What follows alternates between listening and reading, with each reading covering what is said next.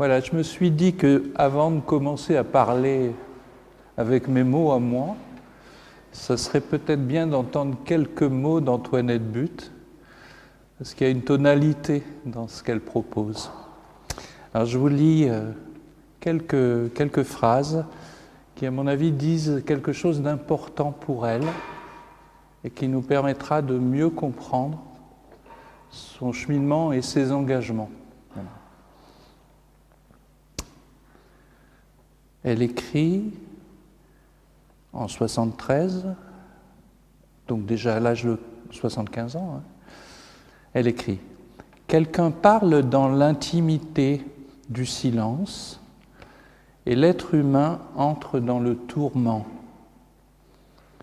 Car c'est un grand tourment de savoir où et comment engager sa vie.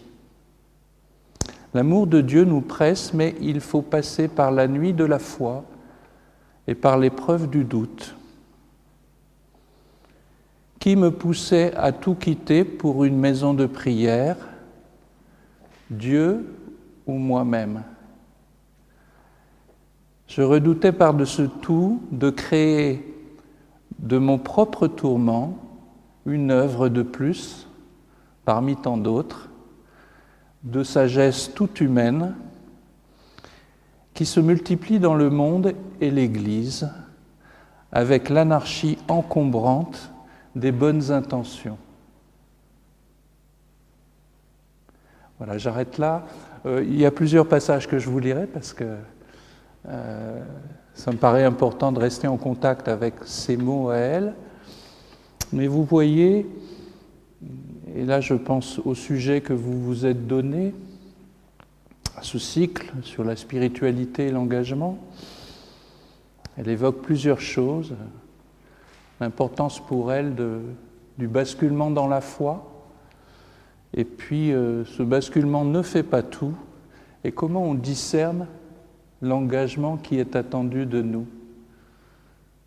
Voilà, je pense que c'est quelque chose qui m'a fait beaucoup réfléchir, c'est pour ça que je suis très reconnaissant de son témoignage. Alors je suis aussi honoré et content d'être ce matin avec vous. Disons que ce matin, c'est un partage. Je ne suis pas un professionnel universitaire, ni un historien, ni un théologien très affûté, je dirais.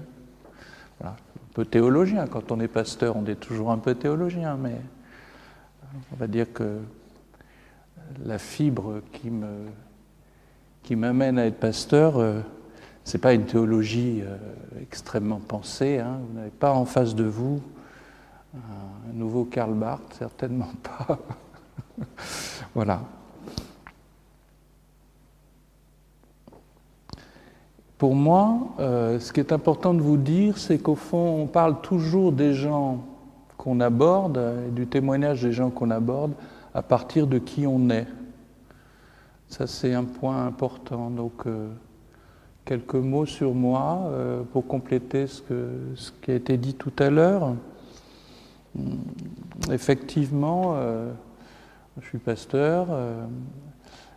Je fais de la musique, mais ça c'est, pour aujourd'hui, on va dire que c'est anecdotique. Je fais des cantiques pour notre église, pour renouveler un peu le style. Bon. Mais ma rencontre avec Antoinette Butte, c'est une rencontre pendant le confinement qui m'a beaucoup touché.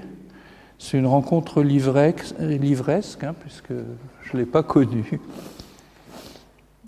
Et c'est des livres, j'en ai quelques-uns là, mais j'avais amené Semences, mais c'est probablement l'Incarnation, qui est son premier livre de 35, qui m'a le plus touché dans un premier temps. Parce que c'est des livres qui m'ont permis de mettre des mots sur un manque que je ressentais à un moment donné dans ma vie de pasteur et dans ma vie d'église.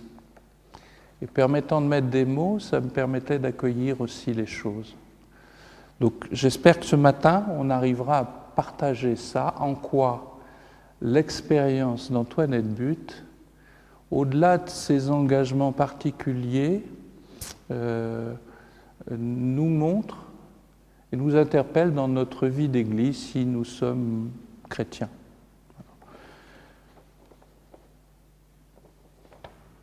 Voilà, donc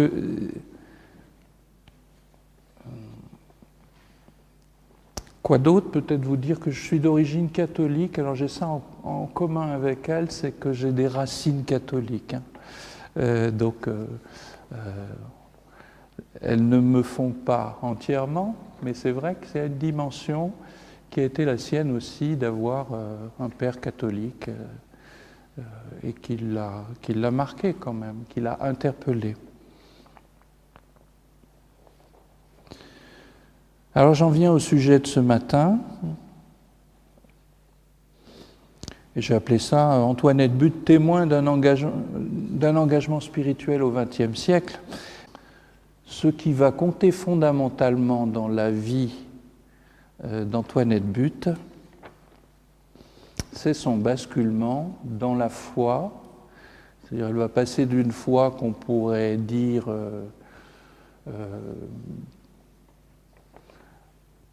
proche d'un certain agnosticisme, enfin voilà, une foi, je dirais, très libérale, une foi qui n'est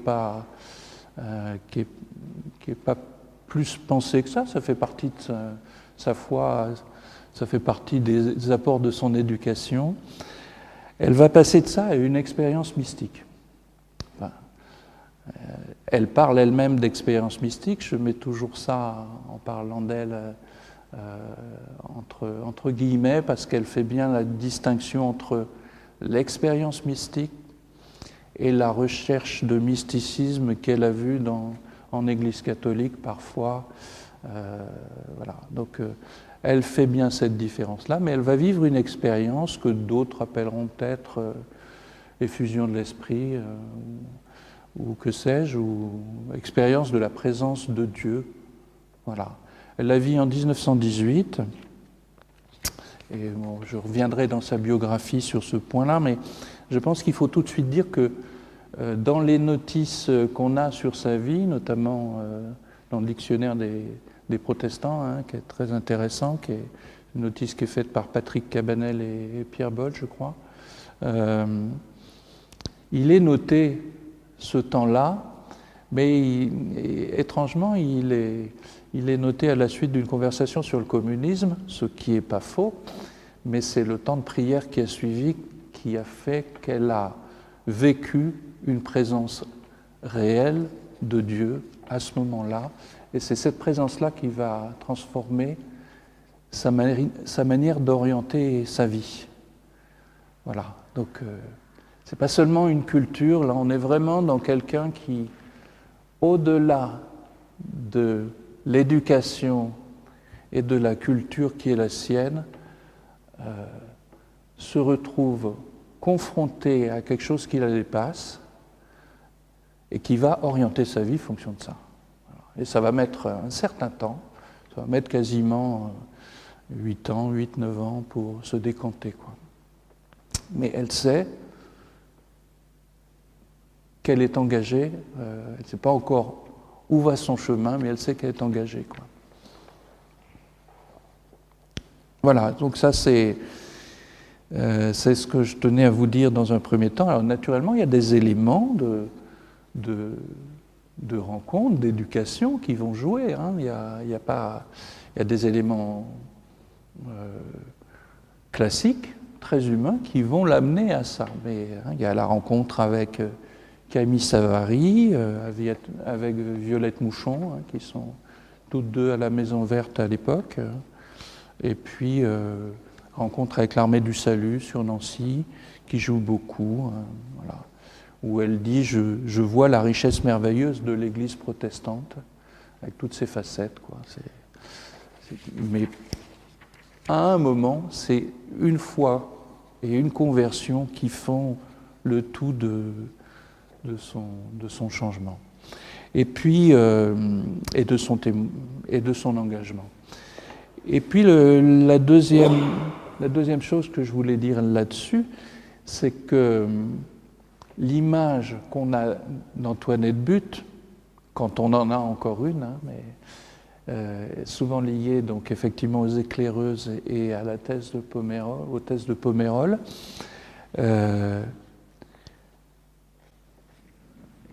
il faut l'interroger aussi par rapport à ce qu'elle dit de sa vie et de son parcours, de sa relecture de vie. Or, on a une très bonne relecture de vie dans une lettre qu'on trouve qui a été publiée dans Semences.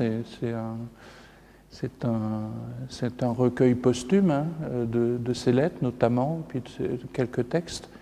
Et une lettre qui a été envoyée à Roger Chapal, qui répond à Roger Chapal en 1981, où elle définit, elle, quel est son engagement majeur, quel a été le sens de son engagement. Et c'est très étonnant parce qu'en fait, là où elle met l'accent, c'est pas tellement sur les...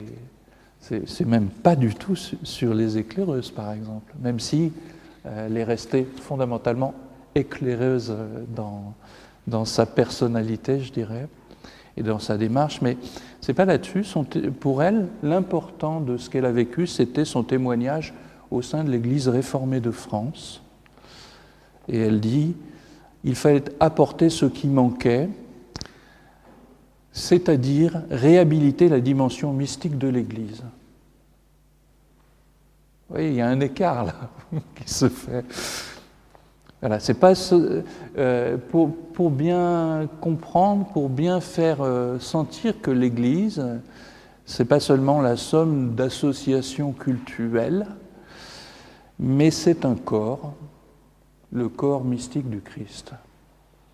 Et d'où pour elle aussi l'importance de la scène qu'elle va essayer la Sainte Seine qu'elle va essayer d'apporter au sein de l'Église réformée, et l'importance de la prière et l'importance de la liturgie comme prière communautaire. Et là, à peu près, alors je vous cite de mémoire, mais elle dit ne rien enlever, ne pas quitter le RF, mais lui apporter ce qui manquait. Voilà. Et ne pas le faire dans je dirais, une dimension de prophète qui assène un discours, mais de le faire par un témoignage de vie. Voilà, je pense que c'est ces choses-là que je voulais vous dire en introduction. C'est un peu long, pardon, mais en fait, ça va sous-tendre un peu ce que je vais vous dire après, quoi. Hein. Voilà.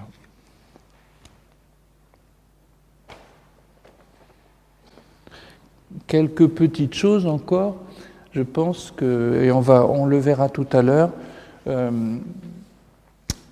une des choses qui est très importante pour elle, c'est l'Esprit Saint et l'écoute de l'Esprit Saint. Ça, je pense que c'est pour elle ce qui détermine la différence entre ce qui relève d'un engagement lié à la prise de conscience et à la conscience, et puis ce qui relève d'un engagement fondamentalement à la suite du Christ. Les deux peuvent se recouper parfois, mais pour elle, on va le voir, je le développerai un peu plus tard, le retour à l'écoute de l'Esprit Saint est quelque chose de très très important et qu'elle invite en fait chacun à vivre, quoi. Alors vous me direz comment est-ce qu'on l'entend? Ben ça c'est une autre problématique. On essaiera peut-être de voir après, puis on pourra peut-être en discuter les uns avec les autres plus tard.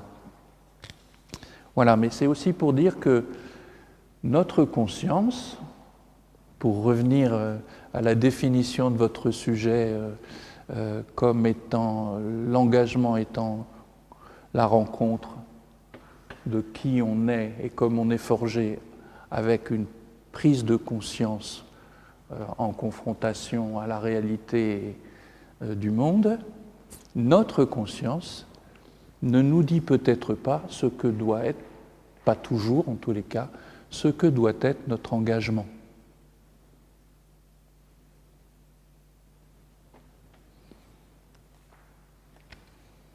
Voilà, enfin, donc je vous propose maintenant qu'on rentre, qu'on rentre dans le vif du sujet. Alors je vous propose de voir 4 choses. On va faire un petit parcours là.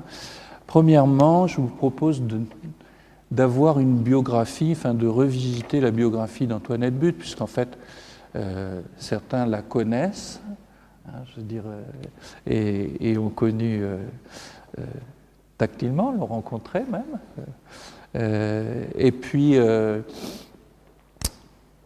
mais la plupart des gens aujourd'hui, finalement, ne savent pas trop qui est Antoinette Butte. Donc, on en aurait parlé il y a 30 ans, je pense qu'il y avait beaucoup plus d'impact de son témoignage, mais voilà.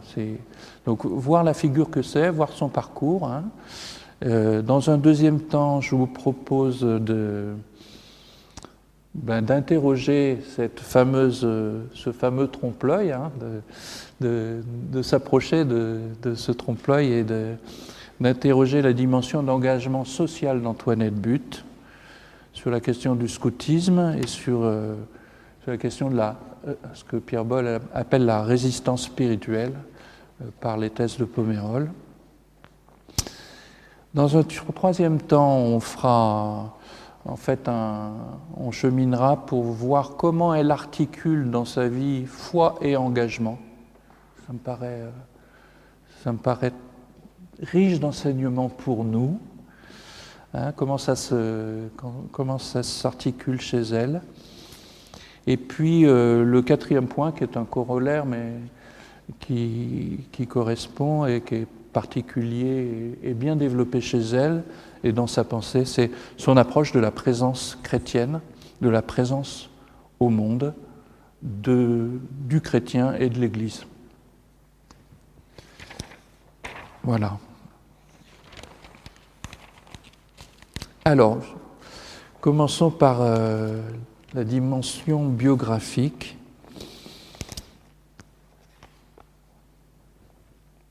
Et je vais vous lire un petit texte d'elle. Je ne résiste pas à ce plaisir.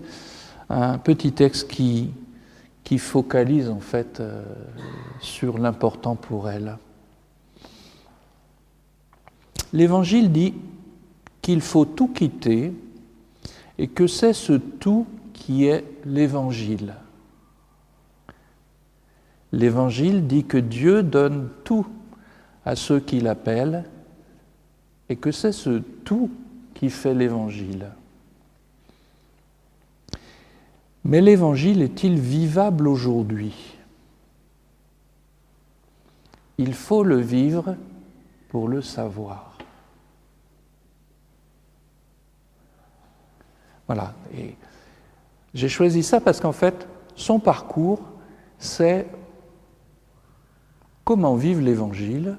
Dans un autre texte, elle dira « Nous devions savoir si l'Évangile était vivable au XXe siècle, avec toutes ces turbulences. » Elle dira « On a vu. » On a vu et la réponse est oui. Alors, une synthèse biographique, disais-je. Il s'agit d'entrevoir donc d'une part son éducation, son milieu social et ce qui détermine sa vie. Au fond, on a affaire à une jeune fille protestante, mais avec des ascendances catholiques, nous le verrons, un couple mixte.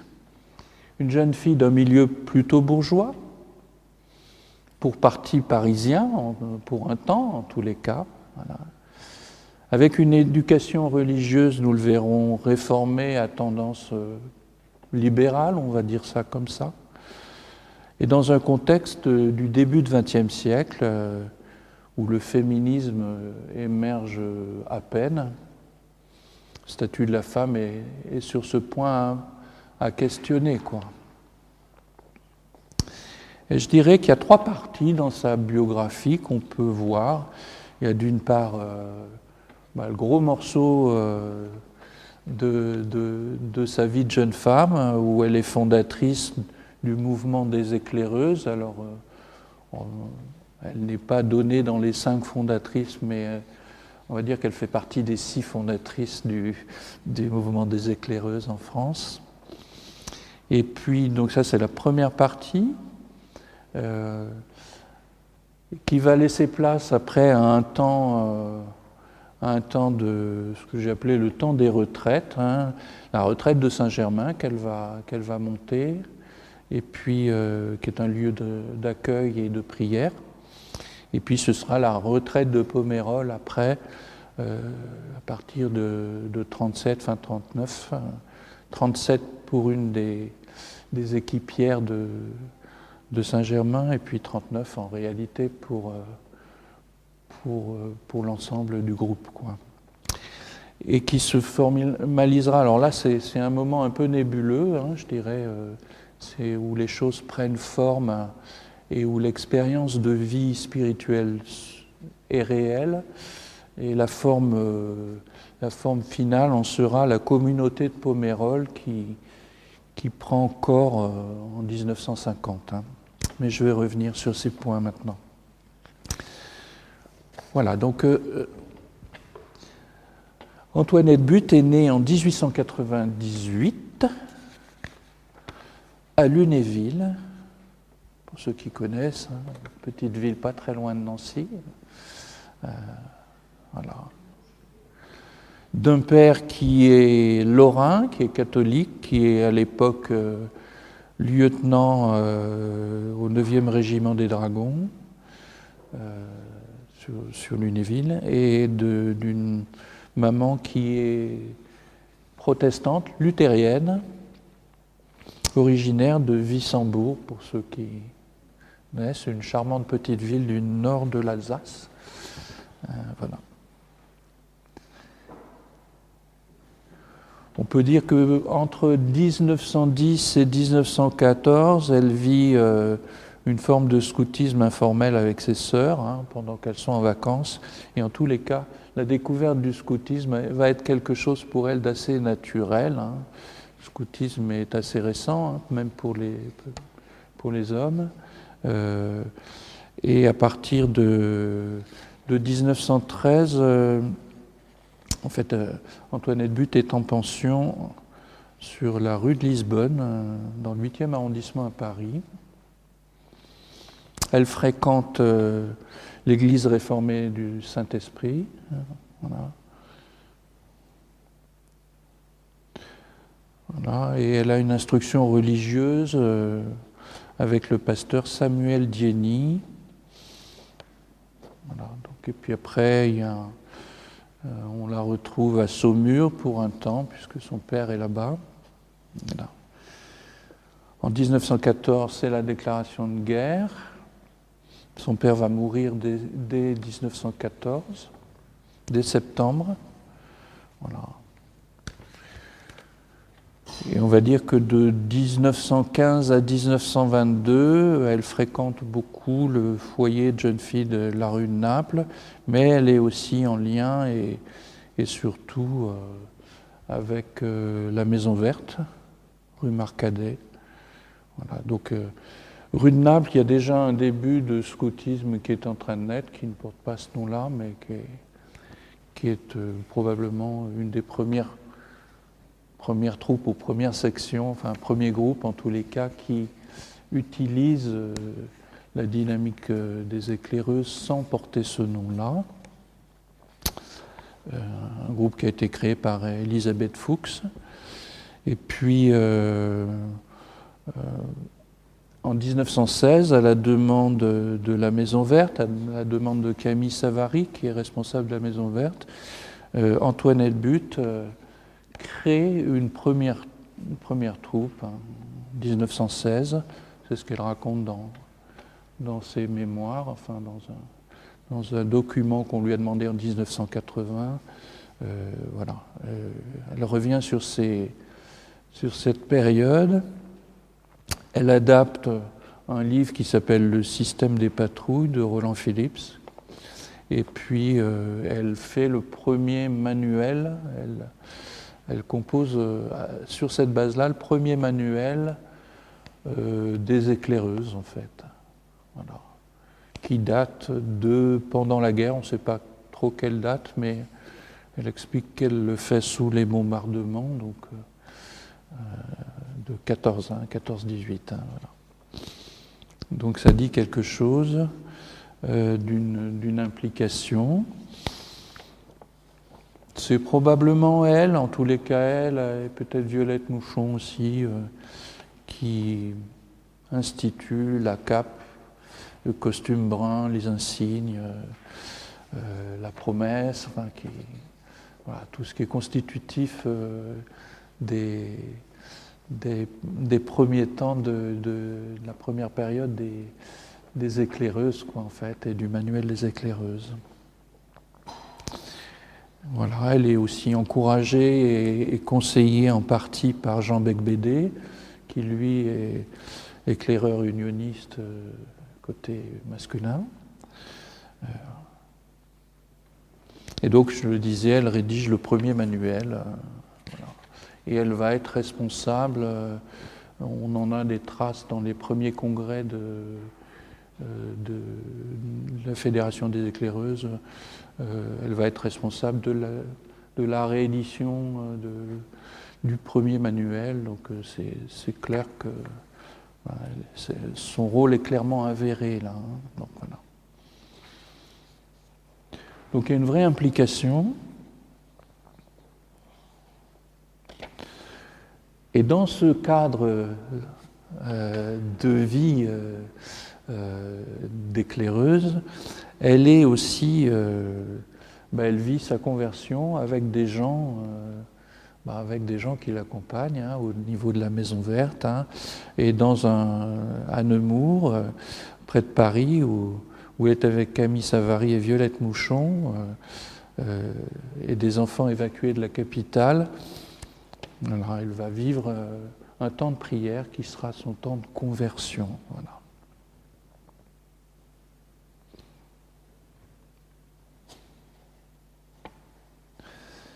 Voilà, mais elle poursuit pendant ce temps-là, en tous les cas, son investissement.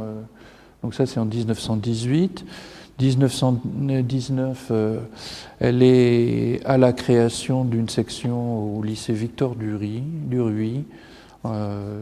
d'une section de formation des cheftaines qui sont supposés s'occuper des éclaireuses des quartiers populaires, en tous les cas. Voilà. À vocation sur les quartiers populaires. Voilà. Et puis, un des événements importants, à mon avis, c'est son départ en 1920. Son départ, elle quitte Paris avec sa mère et sa famille, donc, pour retourner sur Lunéville. Voilà. Et donc elle sort du cadre parisien, c'est probablement pour ça qu'elle fait pas partie pour ça entre autres qu'elle ne fait pas partie des fondatrices officielles, parce que le mouvement va se formaliser, des éclaireuses va se formaliser en 1920, mais surtout en 1921. Et elle n'est plus au centre des activités. Hein. On le verra, on la retrouve comme fondatrice d'équipes régionales sur l'Est, mais elle n'est plus au niveau central, au niveau de Paris, et donc elle sera commissaire pour le congrès qui a lieu à Lyon en 1920. Elle est notée comme commissaire national adjoint donc c'est le congrès des unionistes, des éclaireuses unionistes à l'époque. Et en 1921, quoique l'ayant beaucoup préparé, elle n'est plus que commissaire régional. Elle n'a plus de dimension nationale qui est marquée. Voilà. Donc, c'est une période aussi, cette période où elle devient stagiaire avocate, je le précise aussi parce que stagiaire avocate au barreau de Nancy, hein, elle a fait son droit, et puis elle devient stagiaire avocate, ce qui n'est pas non plus très fréquent, hein, il faut le dire, hein, pour l'époque. Hein. Je rappelle que la première avocate, enfin les premières avocates, les deux premières avocates inscrites à un barreau, ben, finalement, ça ne date que de 1900. La profession était complètement barrée aux femmes avant. Donc, même ayant fait les études, hein, les deux premières, c'est Olga Petit et Jeannine Chauvin. Voilà. Donc, stagiaire avocate, ça dit quelque chose aussi d'une capacité à... Ouais, d'une affirmation d'une personnalité pour l'époque. Hein. Alors il faut avouer qu'elle est assez déçue de ce passage-là, et apparemment c'est pas sa voix, hein, mais quand même, je tenais à le noter. Puis c'est une période, toute cette période sur Lunéville, enfin sur Nancy, puisqu'elle est au barreau de Nancy, c'est une période où elle fréquente aussi l'armée du salut, où elle découvre ce qu'on appellerait aujourd'hui le quart-monde, hein, c'est-à-dire l'extrême pauvreté, la délinquance, la prostitution, enfin tout le travail que faisait l'armée du salut dans des strates sociales de ce type-là, quoi. Et ça la touche particulièrement, voilà. Elle a cette conscience qu'il faut éduquer et qu'il faut changer l'homme. Hein. C'est ce qu'elle tire de cette période de sa vie. Et puis donc, je le disais brièvement, en juillet 1920, à Lyon, c'est le premier congrès des éclaireuses, pour le coup unioniste, parce qu'on n'a pas encore la fédération, où elle est donc commissaire adjointe. Et puis en juillet 1921, c'est le congrès des éclaireuses à Épinal, avec la création pour le coup de la Fédération française des éclaireuses, qui regroupe, je dirais, des tendances, on dirait aujourd'hui, interconvictionnelles différentes, puisque c'est elle qui est porteuse en partie, mais d'une manière assez forte, de cet aspect fédératif et à la fois interconvictionnel. C'est-à-dire que il y a une branche d'éclaireuses qui est unioniste, protestante, il y en a une qui est dite libre, qui est plus, donc c'est catholique, mais c'est libre. Les catholiques fonderont les guides quelques années plus tard, hein, et sortiront donc de cette fédération. Et puis à terme, et il y a les éclaireuses laïques, c'est-à-dire qui sont non religieuses, hein, pour le coup. Hein.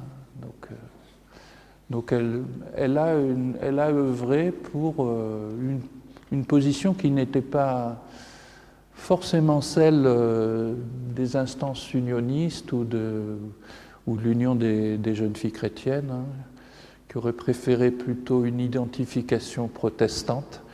Et elle a œuvré pour une ouverture, hein, elle n'est pas la seule, hein, mais pour une ouverture à d'autres branches et pour un système fédératif où finalement, quelles que soient les branches, on a des commissaires nationaux et des commissaires régionales qui sont les mêmes et avec des caisses financières communes. Voilà, bon. C'est un peu de la tambouille administrative, mais ça dit quelque chose d'une volonté d'ouverture par-delà les aspects confessionnels, quoi. Voilà. Donc ça, je pense que c'est intéressant de le noter parce que cette volonté d'ouverture et d'œcuménisme, elle va le garder dans sa vie après, et ça va être un des aspects de la communauté de Pomerol. Que vous dire encore ?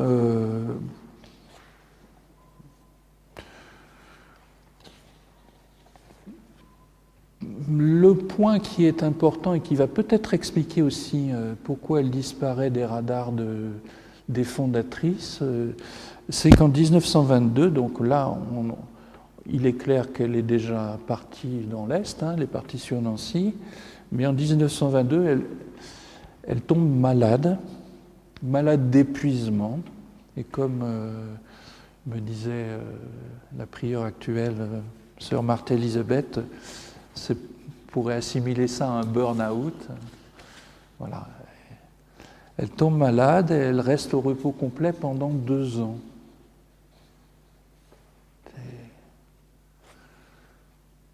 Et paradoxalement, je le dis, vous voyez, des fois on dit c'est nos convictions, nos études, notre éducation qui nous forgent. Ce temps de maladie va la forger beaucoup.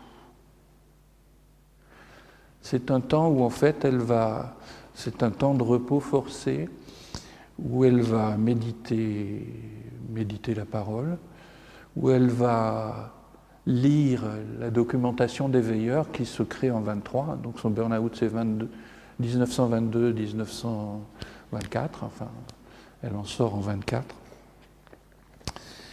Et donc la création des veilleurs c'est en 1923 par Wilfrid et Théodore Monod. C'est en 23. Donc, mais c'est un temps aussi, la maladie, de temps de déconstruction finalement de ce qu'elle a vécu et de reconstruction intérieure.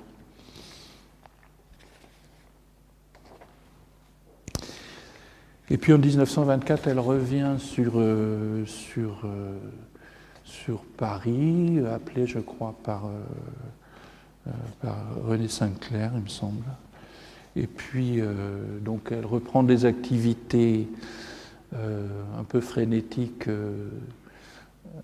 chez les éclaireuses, mais en aménageant, et ça c'est notoire, en s'aménageant 3 jours de retraite spirituelle tous les mois, dans une maison à Fontenay-aux-Roses, une maison de l'Armée du Salut. L'Armée du Salut, à l'époque, lui propose de s'engager dans l'Armée du Salut, ce qu'elle refuse. Elle se pense plutôt à l'époque encore dans un engagement scout. Elle se demande quel est son chemin et finalement elle se met à l'écoute de ce qu'elle appelle les signes de piste. C'est bien scout comme référence. Les signes de piste que sont les témoignages d'autres et que sont aussi des personnes qui comptent à ses yeux. Et en 1927, vous voyez, ça fait un parcours assez long depuis 1918. En 1927, elle prend contact en fait avec Wilfred Monod et elle le rencontre. Elle relate dans Le Chant des Bien-Aimés, qui est un de ses livres, elle relate cette rencontre qui a duré à peu près 7 minutes, mais qui a infléchi son engagement très précisément. À la suite de la discussion, en fait, où elle explique la frénésie de sa vie et son désir de prière, son désir de vivre une vie d'accueil et de prière. Wilfred Monod lui la met en contact avec une personne qui a ressenti le même besoin de créer un lieu de prière et un lieu de retraite spirituelle et un lieu d'accueil, quoi. Donc cette personne, c'est Diane de Watteville. Et donc on a une lettre de Wilfred Monod à Diane de Watteville qui les met en contact toutes les deux, Antoinette But et Diane de Watteville. Et pendant 2 ans, ils vont chercher un lieu pour créer une retraite. Et début octobre 1929, le 3 octobre pour être précis, Antoinette But commence seule l'accueil et l'animation d'un lieu de retraite spirituelle, seule, avec la volonté de le faire sans argent, dans la pauvreté la plus complète pour être à la merci de Dieu. Ça, c'est quelque chose de très marquant, parce qu'elle raconte même dans le chant des bien-aimés qu'elle a mis 5000 anciens francs de côté pour acheter de la nourriture et que dans le train, elle se les a fait voler et qu'elle a interprété ça comme étant la volonté de Dieu de ne pas lui permettre d'avoir une quelconque garantie dans son abandon à Dieu. Voilà. Je pense que là, on touche à quelque chose de très particulier, cet esprit de pauvreté qui vient d'une mise en application des béatitudes, hein, et dans la retraite de Saint-Germain et dans la communauté de Pomerol, Antoinette But va mettre très souvent en avant.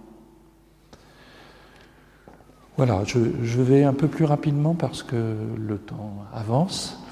En 1935, c'est l'édition de son premier livre qui s'appelle L'Incarnation, enfin Incarnation, la Sainte Seine et l'Église. Hein. Vous en avez un exemplaire à la paroisse, si j'ai bien compris. Voilà. Et puis, en 1937, donc, on a déjà quelques années de vécu de la retraite de Saint-Germain. Hein. En 1937, c'est l'appel de Pomerol qui est fait par l'Association des pasteurs de France, si je me souviens bien. Et c'est une des équipières, parce que sur la retraite de Saint-Germain, rapidement, il y a trois autres personnes qui la rejoignent, et ce sont des éclaireuses qui viendront avec elle. C'est une des équipières qui sera chargée d'animer le lieu. Donc on a la retraite de Saint-Germain qui continue, et puis démarre un nouveau lieu qui est le lieu de la retraite de Pomerol, dans le château de Pomerol. Voilà, et puis après c'est la guerre qui va débouler rapidement.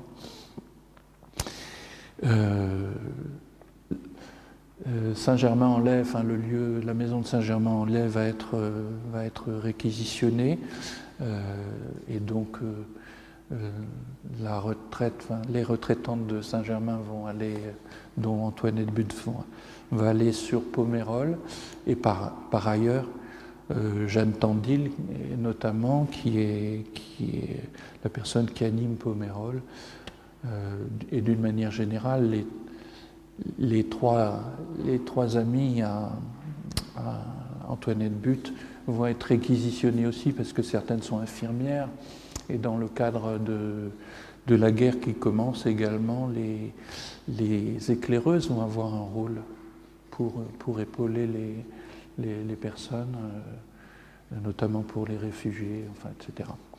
Donc voilà, il y a de fait, il y a un transfert de fait. Antoinette But se retrouve à Pomerol, d'abord seule, et puis après rejointe par quelques-unes, quoi. Il y a 2 personnes qui vont l'accompagner. Voilà, et puis après, c'est 41, c'est les thèses de Pomerol, sur lesquelles on reviendra un peu. 1945, elles sont expulsées du lieu par les Allemands. Elles vont se réfugier dans un lieu qui s'appelle le Mas du Diable, qui est proche et qui sera aussi parallèlement un lieu d'accueil de la CIMAD. Voilà. Je vous dis pêle-mêle, donc là on passe ce cap. 1947, c'est la sortie de son deuxième livre, Le Cantique des Cantiques, qui est une introduction au Cantique des Cantiques, mais et une traduction qu'elle fait. Voilà, où pour elle, sa lecture du Cantique des Cantiques, c'est la relation Dieu et l'Église, à l'Église. Hein, l'épouse, c'est l'Église. Voilà, et puis après, on a le temps de la communauté, 1950, l'impression de la liturgie. Là, j'ai la dernière édition, mais la liturgie quotidienne de Pomerol, la première impression. 51, grand moment où 4 sœurs se consacrent, hein, il y a une consécration, et où la retraite spirituelle de Pomerol devient la communauté de Pomerol. Et voilà, et puis après On a des liens très forts à partir de 1953 avec Grandchamp et la communauté de Thésée. Et puis 1955, c'est la reconnaissance de la première consécration d'une sœur par l'Église réformée de France. Voilà. Un point important, parce qu'après, si vous voulez, la vie d'Antoinette But se confond un peu avec la communauté, hein, il faut le dire. Un point important, je pense, c'est le temps de l'engagement de la communauté pendant la guerre d'Algérie. J'y reviendrai un peu tout à l'heure. Et puis la rédaction en 1963 de ce qu'on appelle, d'un livre qui s'appelle L'Offrande, l'office sacerdotal de l'Église, sur lequel je reviendrai un tout petit peu tout à l'heure, qui dit certaines orientations de sœur Antoinette et de la communauté, quoi. Voilà, c'est un livre qui sera publié, en fait, qui est finalisé en 63, qui sera publié en 65. Voilà. Bon, j'arrête là. Antoinette But a laissé la responsabilité de la communauté en 75, et on sent qu'à partir de 73 déjà, finalement, l'essentiel de son engagement se tourne vers une relecture une relecture de ce qui est vécu et qui nous donne pas mal d'indications sur comment elle a perçu l'engagement général de sa vie et l'engagement particulier de la communauté. Voilà, donc peut-être un point que je veux souligner, parce qu'on ne le sait pas beaucoup.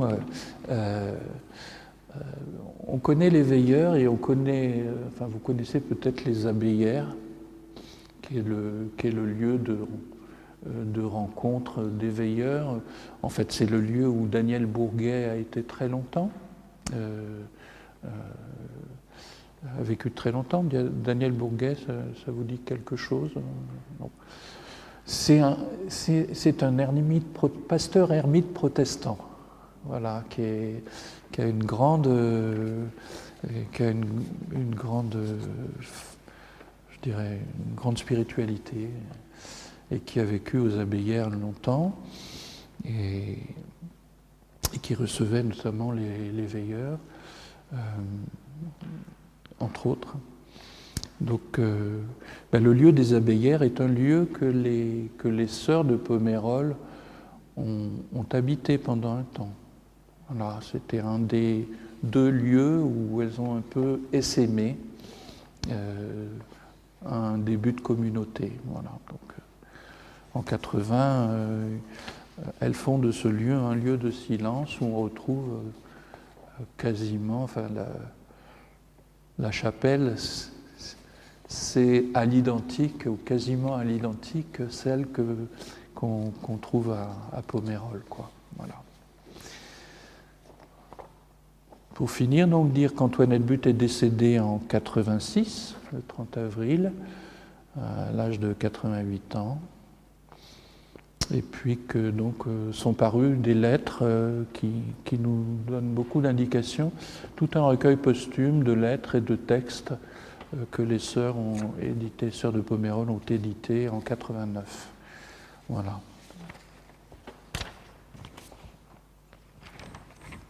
Voilà, j'espère que le parcours n'était pas trop long, qu'il a pu vous donner une idée, en tous les cas, de la personne. On n'en fait pas le tour parce que il y a toute une dimension d'enseignement qui a été aussi celui d'Antoinette But, puisque la communauté recevait des pastorales, voilà, des pastorales régionales notamment, beaucoup à une époque, et on lui a demandé des interventions sur la prière particulièrement. Enfin, on a des exemples de ce qui a été important dans ces termes-là. Je veux dire que au-delà d'être une communauté priante et accueillante, c'est aussi le charisme d'Antoinette But, c'est d'avoir aussi répondu à un appel de formation ou d'enseignement. il y a des choses de cet ordre-là. Alors, je voulais maintenant, s'il nous reste encore un peu de temps, oui, revenir sur quelques points, et là sur la fameuse dimension de trompe-l'œil, sur la question de l'engagement social, puisque l'engagement social d'Antoinette Butte par rapport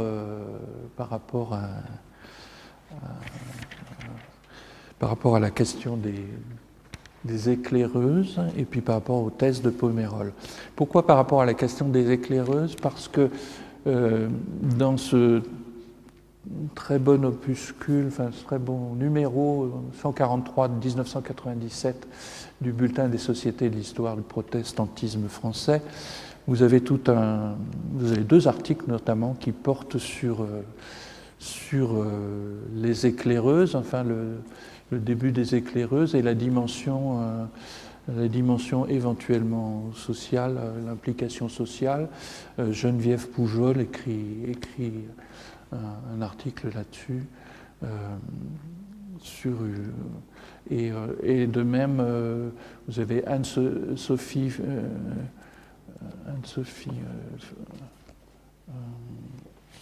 je ne veux pas écorcher son nom, mais Folimel, voilà, c'est ça, qui écrit un très, très bel article de référence pour moi, en tous les cas, sur la construction de l'histoire des éclaireuses des débuts.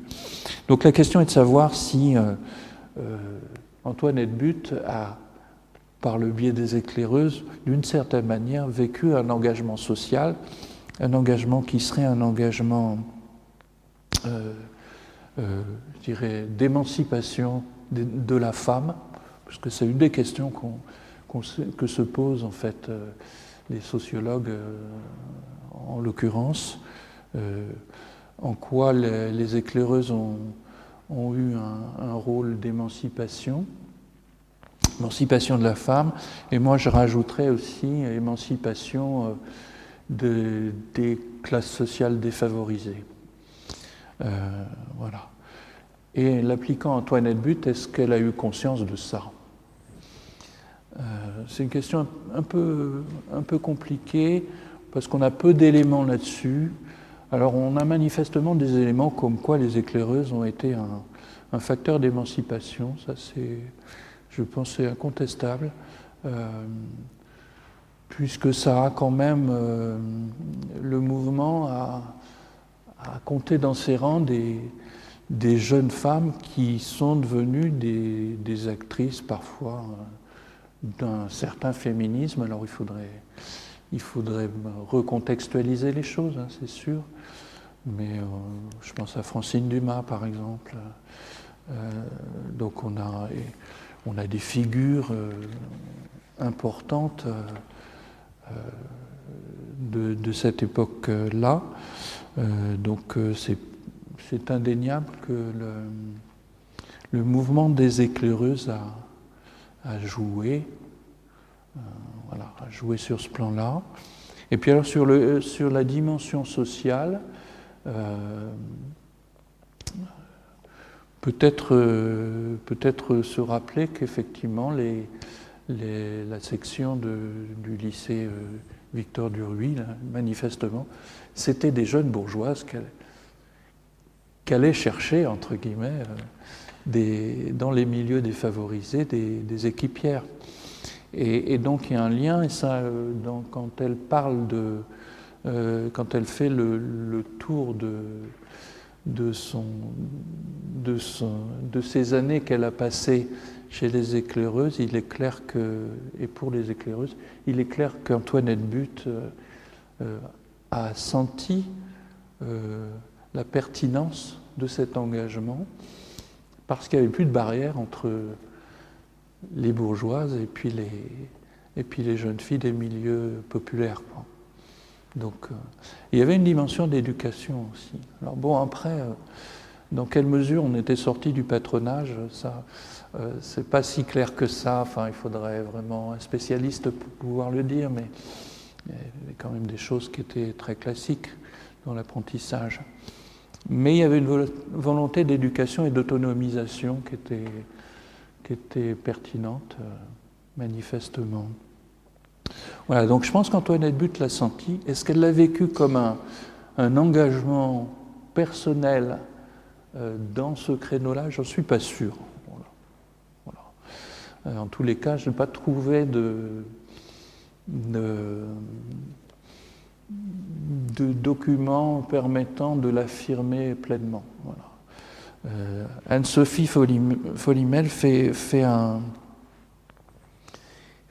parallèle qui lui appartient, mais qui a peut-être sa valeur. En fait, elle fait une filiation entre Tommy Fallow, Wilfrid Monod, le christianisme social, et Antoinette Butte.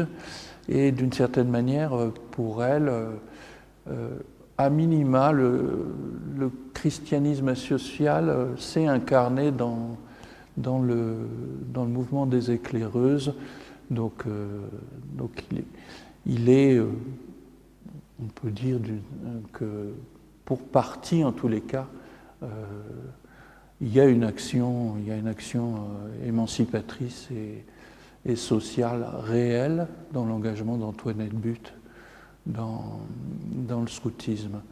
Mais je pense qu'il faut rester très, très mesuré parce qu'on se rend compte à la lecture sa relecture de vie que c'est pas fondamental pour elle. En fait, les éclaireuses, c'est plus devenu une espèce de background de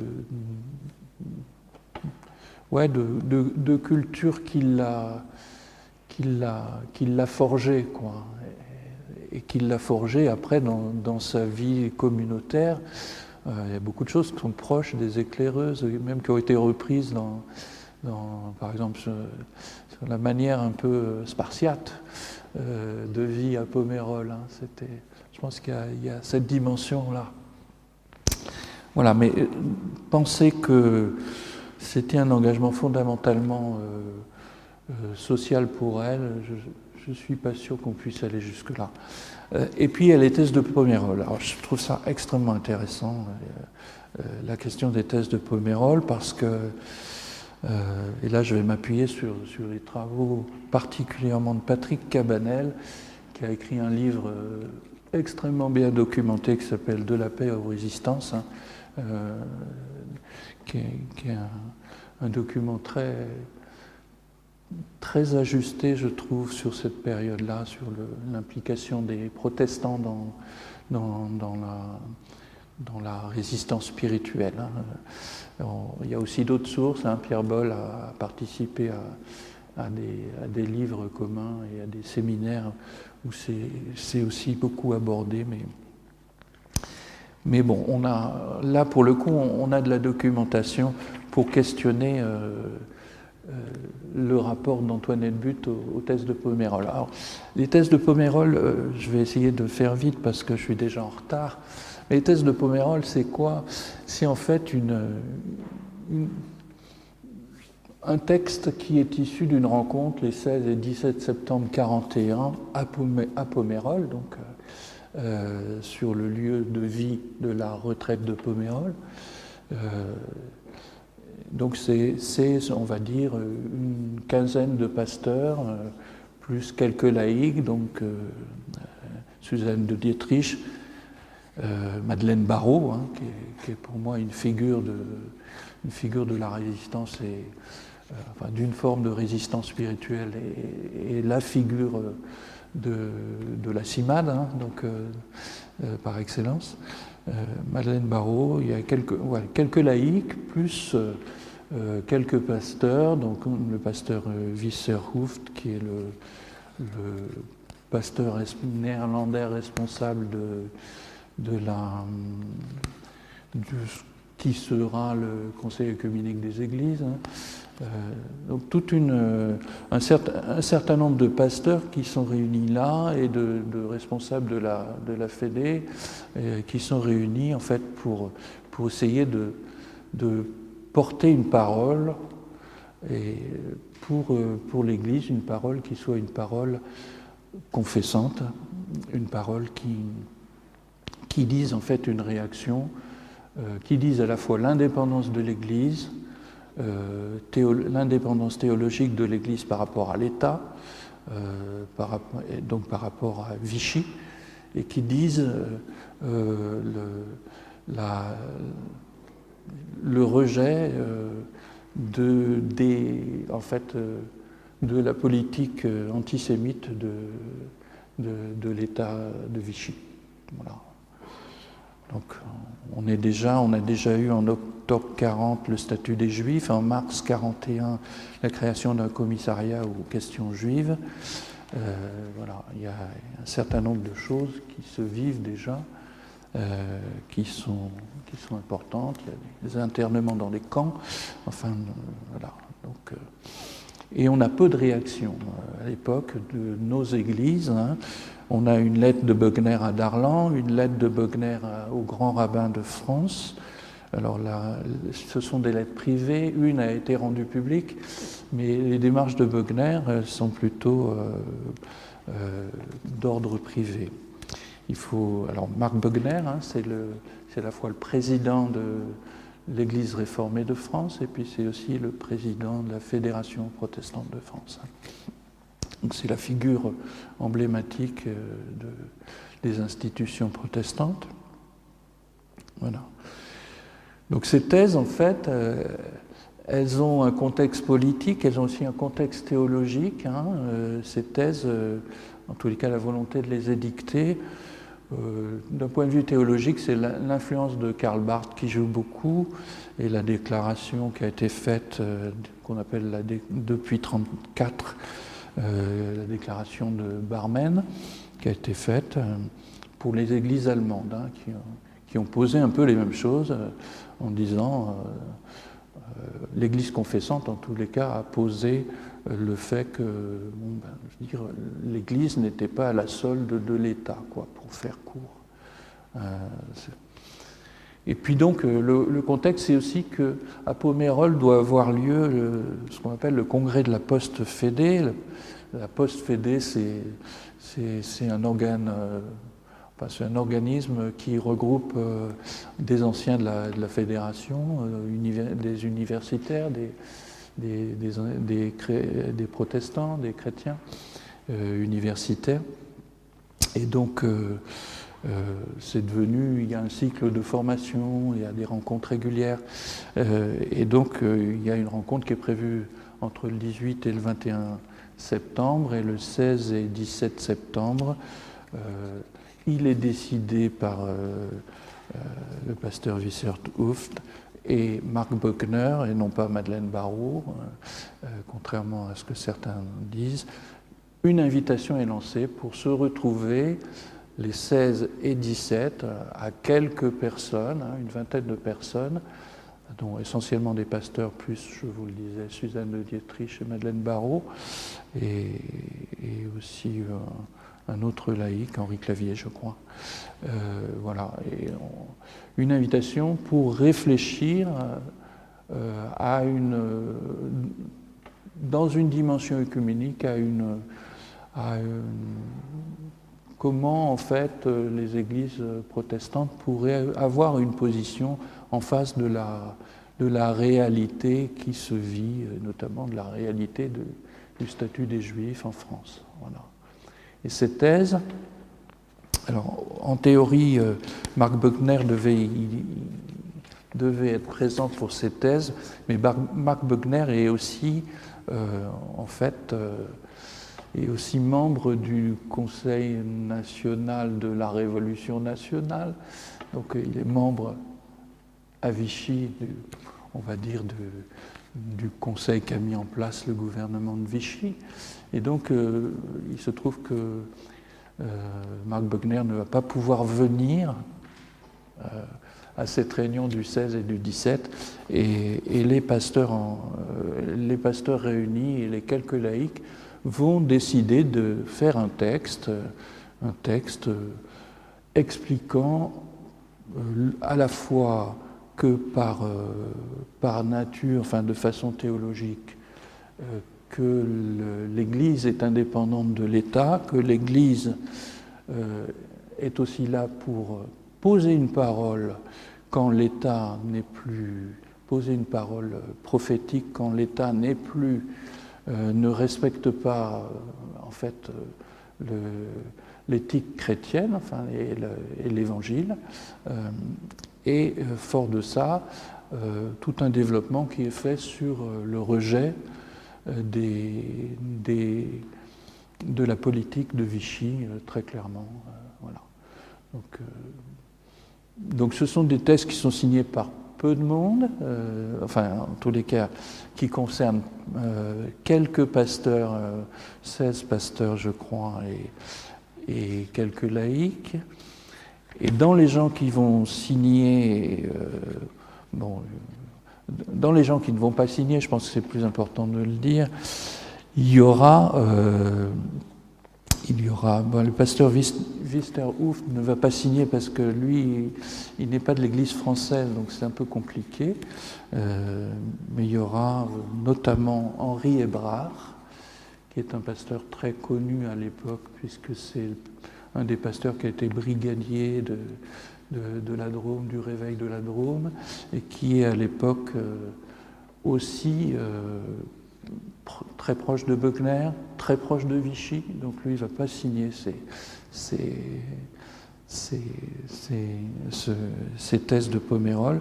Et il y a Antoine Helbut qui ne les signe pas, mais elle ne les signe pas parce qu'en fait elle n'est qu'accueillante de la réunion. Voilà. Alors quelle est sa position, parce qu'on l'associe quand même, quelle est sa position, elle, par rapport aux thèses de Pomerol? Et c'est là qu'on a des surprises, hein, parce que, et c'est là que je dis qu'on est sur un effet trompe-l'œil des fois avec la question des thèses de Pomerol, parce que les thèses vont devenir très connues dans le monde protestant, elles vont être diffusées énormément, et elles vont être adoptées sous une autre forme quelque temps après par l'ensemble de l'Église réformée de France. Mais en fait, initialement, on sait que Böckner était contre, on sait qu'Henri Hébrard était contre. C'était des pasteurs qui étaient dans une position de relation avec Vichy, qui était une relation de présence, c'est-à-dire on n'est pas dans la collaboration, mais on veut être présent aux institutions pour pouvoir mieux influer. Böckner va changer, Henri Hébrard aussi, hein, ils vont changer de position de fait parce qu'ils vont se rendre compte à terme que la position n'est pas tenable.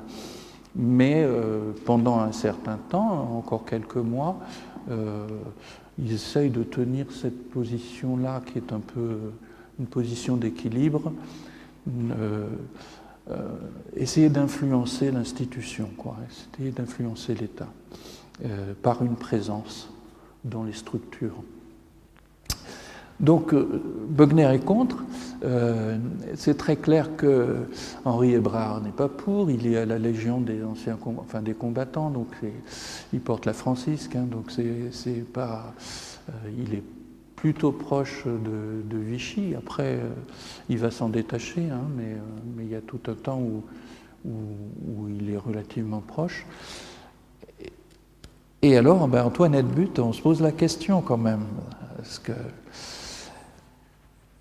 Et alors, ce qui est très clair, c'est qu'on a une lettre, je vous invite à retrouver ça dans Semences, on a une lettre, c'est très clair et c'est très honnête d'ailleurs, une lettre d'Antoine Helbut à sa sœur Hélène, qui nous parle de cette réunion et qui la qualifie de réunion vasouilleuse et sans directive, où elle explique que quand Böckner, je vous cite, hein, parce que c'est quand même...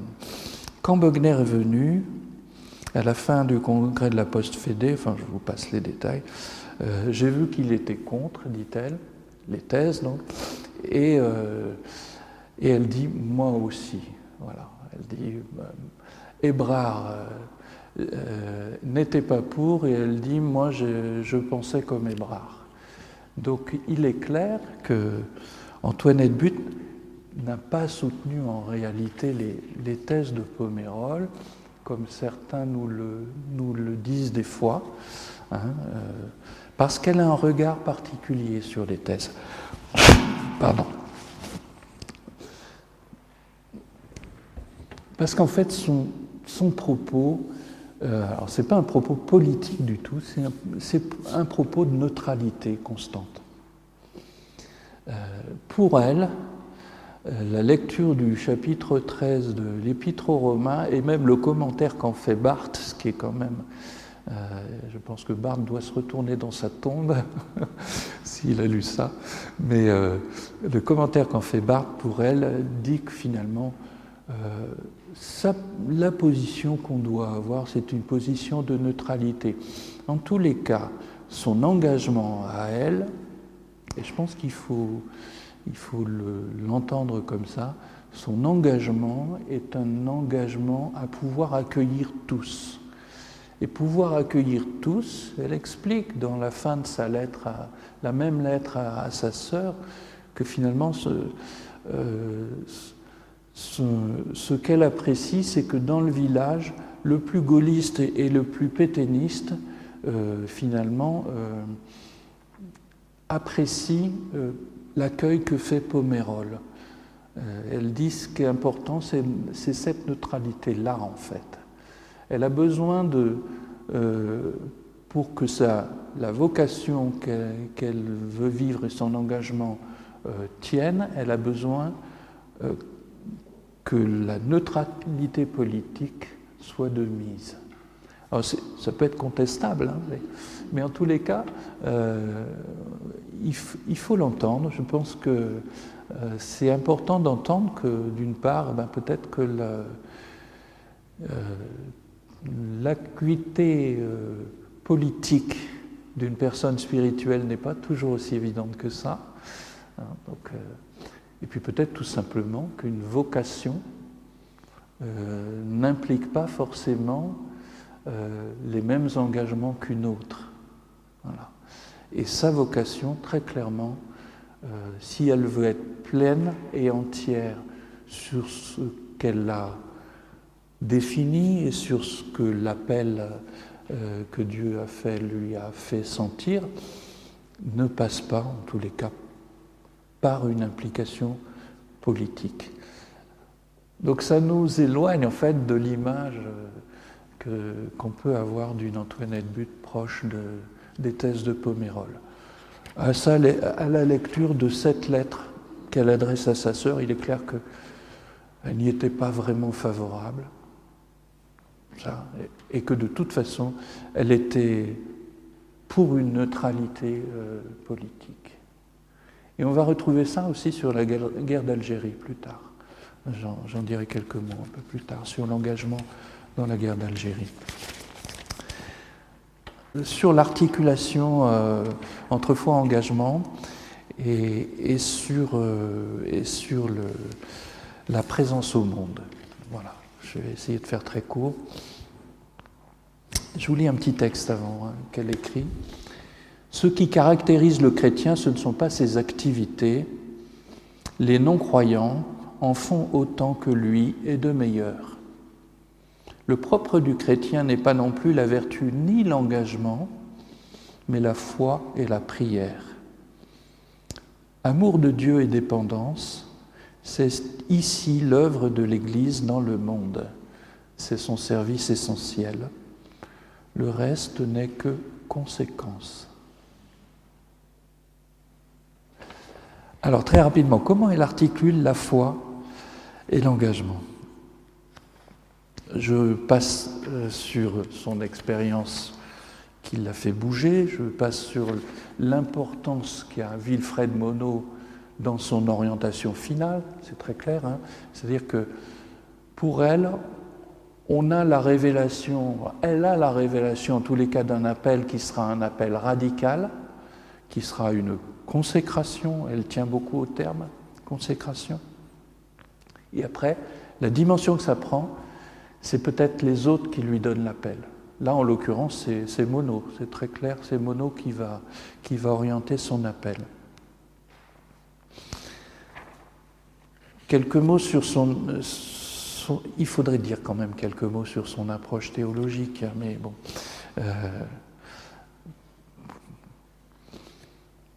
Pour elle, en fait, tout est incarnation. Ça, on trouve ça dans son livre en 35. tout est incarnation de Dieu, et dans le monde, et dans la nature, et dans l'homme. Voilà. Et le temps qu'on vit au XXe siècle est un temps de crise particulier, qui est pour elle l'équivalent du IVe siècle, c'est-à-dire qu'il y a un basculement qui va se faire dans la vie des églises. Et ce qui est intéressant de comprendre à ce niveau-là, c'est que pour elle, en fait, ce basculement, cette crise qui est en train de se vivre, va faire qu'on passe d'une église qui est une église institution à une église qui est une église incarnation. C'est une théologie qu'elle tient de Wilfred Monod, mais elle pousse cette théologie un peu plus loin. Et en fait, et c'est pour ça que ce livre s'appelle Semence, hein, les sœurs l'ont bien compris, pour elle, l'Église va être en fait sous forme de petites communautés. L'Église naissante, c'est des petites communautés, on pourrait dire des communautés de base, hein, qui sont en train d'émerger sous des formes qui peuvent être extrêmement variées et pour lesquelles la dimension institutionnelle finalement va compter beaucoup moins. Voilà. Ça ne veut pas dire qu'elle est contre les institutions, mais pour elle, en fait, c'est l'émergence de la vie en Christ comme ça dans des petites communautés qui va transformer qui ensemence le monde, qui ensemence l'Église et qui fait que tout ça va changer. Voilà. C'est un modèle d'Église qui est un anti-modèle. J'aime bien dire ça parce qu'en fait, ça peut prendre les formes que ça veut pour elle. Et c'est important, c'est pluraliste et c'est naturellement œcuménique, puisque la dimension institutionnelle compte moins. Voilà. Alors ça veut dire quoi ? Finalement, ça veut dire que tout se réduit, mais se réduire, c'est pas le bon mot, mais tout revient finalement à vivre en Christ et à marcher. Elle a deux expressions, la vie en Christ et marcher par la foi. C'est deux expressions pauliniennes. Et la vie en Christ, ça veut dire être à l'écoute. Être à l'écoute de... Voilà, ça veut dire se sentir corps du Christ, ça veut dire l'importance de la vie communautaire où on se sent consacré, pleinement consacré. Et marcher en Christ, finalement, marcher par la foi, alors vivre en Christ et être en Christ, c'est d'abord être, et c'est pas tellement faire. Je pense que c'est ça qui est important pour elle. C'est être, pas faire. Et elle a une expression qui dit que finalement, le bien, c'est un fruit qui tombe. Ne pas chercher à faire le bien, mais que le bien est un fruit qui tombe naturellement de sa vie en Dieu. Voilà. Donc, je ne sais pas si vous me suivez là. Donc, il faut d'abord être, et le bien émerge naturellement de ça. Voilà. Et puis, la seconde chose, c'est marcher dans la foi, et là je reviens sur la question de l'écoute de l'Esprit Saint. Elle a des mots très, très cassants même des fois sur les œuvres qu'on veut vouloir faire, les œuvres et les engagements qu'on prend. Si ces œuvres ne sont prises qu'à partir de l'écoute de notre conscience, ça peut n'être que des œuvres tout humaines, comme elle dit, et que la dimension spirituelle, elle vient du fait d'être à l'écoute de l'Esprit Saint, et elle dit, l'écoute de l'Esprit Saint, c'est écouter ce que Dieu veut par ou pour moi. Qu'est-ce que Dieu attend de moi ? Et pas qu'est-ce qu'il faut faire. Je ne sais pas l'identification de quelque chose à faire de ma part, c'est l'identification de qu'est-ce que Dieu me demande de faire dans telle situation. Et ça ne sera pas la même chose les uns par rapport aux autres, parce que notre vocation ne va pas être la même. Alors elle dit, et pour entendre la voix de l'Esprit Saint, et ben, il faut être à l'écoute de ce qu'elle appelle les fameux signes de piste. Hein. Alors là, c'est très éclaireur, hein, très éclaireuse, là, très scout. Quels signes donne Dieu, hein, des petits signes, être à l'écoute des signes. Et tout ça se fait dans la prière. C'est la première démarche pour elle, c'est de baigner dans la prière et d'être dans une prière profonde pour entendre là où Dieu veut nous emmener. Voilà. Donc c'est radicalement différent, ça peut converger, mais c'est quand même radicalement différent d'appliquer une éthique dictée par la conscience. Je ne dis pas que les deux s'opposent, mais pour elle, l'éthique dictée par la conscience peut n'être qu'une éthique simplement humaine ou philosophique. La différence pour le chrétien, c'est l'Esprit Saint me parle, j'entends sa voix, je l'entends par des petites choses qui me sont données. Voilà. Dernier point, sur la présence au monde, elle a des mots extrêmement importants, et la présence de l'Église notamment. Pour elle, en fait, toute vie chrétienne est une vie présence au monde.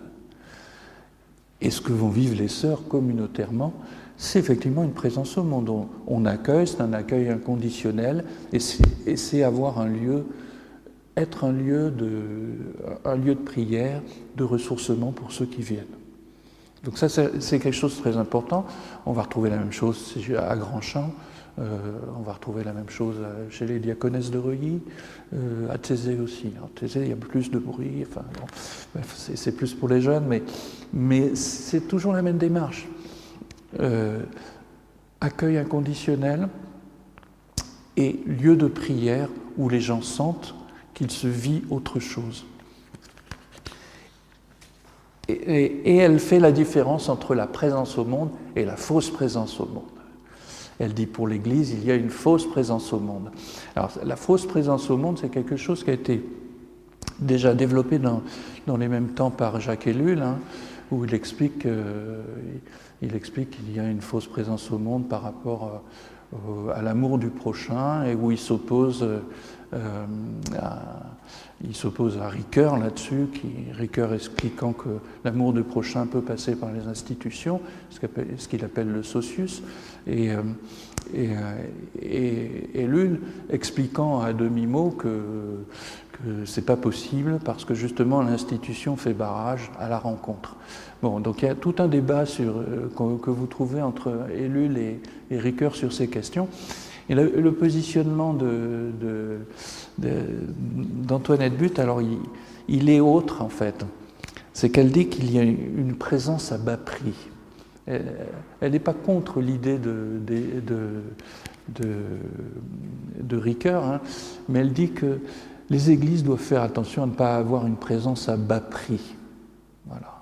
Et elle explique ça très bien, je vous le dis, parce que c'est à la fois cassant et très pertinent pour nous.